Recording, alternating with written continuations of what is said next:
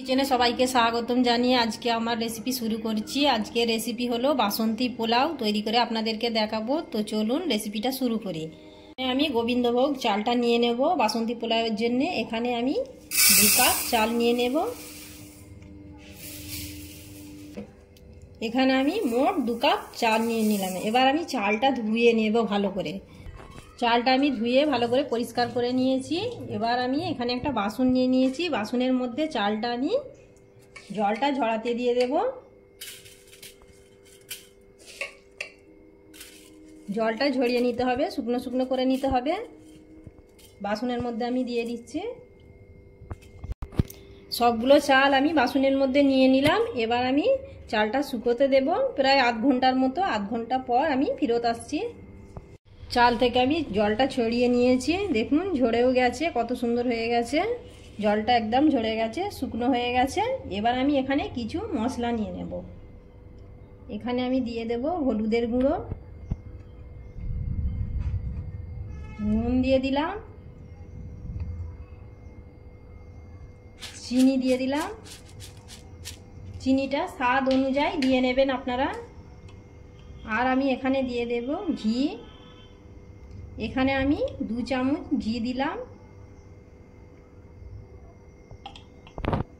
আর আমি এখানে দিয়ে দিলাম আদা বাটা। এবার আমি ভালো করে মাখিয়ে নেব। সব মশলাগুলো ভালো করে চালের মধ্যে মাখিয়ে নিতে হবে।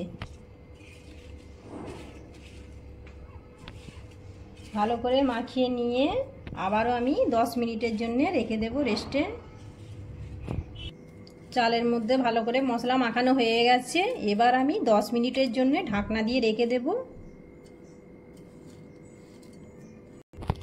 10 মিনিট পর আমি ফেরত আসলাম। এবার আমি বাসন্তী পোলাওটা রান্না করে নেব। তার জন্য আমি গ্যাসের মধ্যে কড়া বসিয়ে দিয়েছি। কড়ার মধ্যে দিয়ে দেব সাদা তেল। এখানে আমি সাদা তেল দিয়ে দিলাম আর ঘিও দেব। আপনারা চাইলে শুধু ঘি দিয়েও রান্নাটা করতে পারেন, আবার সাদা তেল দিয়েও রান্নাটা করতে পারেন। আর আমি এখানে দিয়ে দেব 1 চামচ ঘি। ঘি দিয়ে দিলাম। ঘিটা গরম হয়ে গেলে এবার আমি এখানে কিছু গোটা মশলা দিয়ে দেব।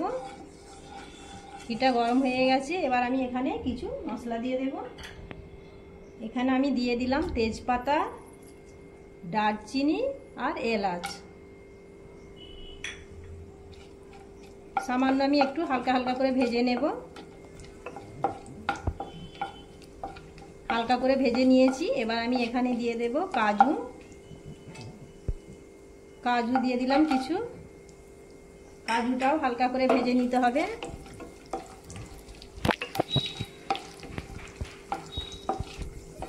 কাজুটা আমি কিছুটা ভেজে নিয়েছি হালকা করে। এবার আমি এখানে দিয়ে দেব কিশমিশ দিয়ে দেব। কিশমিশ দিয়ে দিলাম। আবারও আমি কিছুক্ষণ ভালো করে ভেজে নেব। দেখুন কিশমিশটাও ভাজা হয়ে গেছে। এবার আমি এখানে যে মশলা মাখানো চালটা আছে সেই চালটা কড়ার মধ্যে দিয়ে দেব।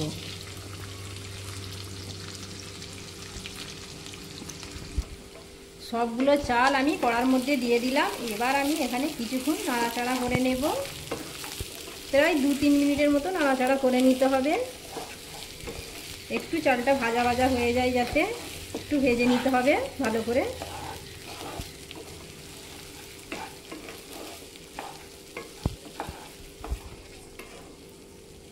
চালটা আমার প্রায় 3 থেকে 4 মিনিটের মতো লেগেছে। ভাজা ভাজা করে নিয়েছি। দেখুন ভাজা ভাজা হয়ে গেছে। এবার আমি এখানে জল দিয়ে দেব। আর আমি এখানে জলটা দেব, এখানে আমি 2 কাপ চাল নিয়েছি, এখানে 4 কাপ জল দিয়ে দেব। এখানে আমি 1 কাপ জল দিলাম প্রথমে। আবার আমি এখানে 3 কাপ জল দিয়ে দেব। 2 কাপ দিয়ে দিলাম, 3 কাপ দিয়ে দিলাম,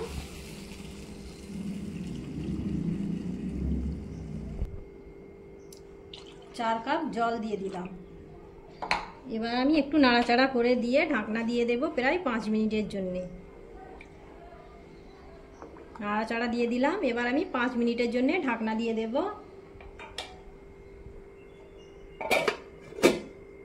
5 মিনিট পরে ঢাকনাটা খুলে নিলাম। দেখুন জলটা একদম টেনে নিয়েছে আর পোলাওটা একদম শুকনো শুকনো হয়ে গেছে। দেখুন একদম ঝরঝরে হয়ে গেছে।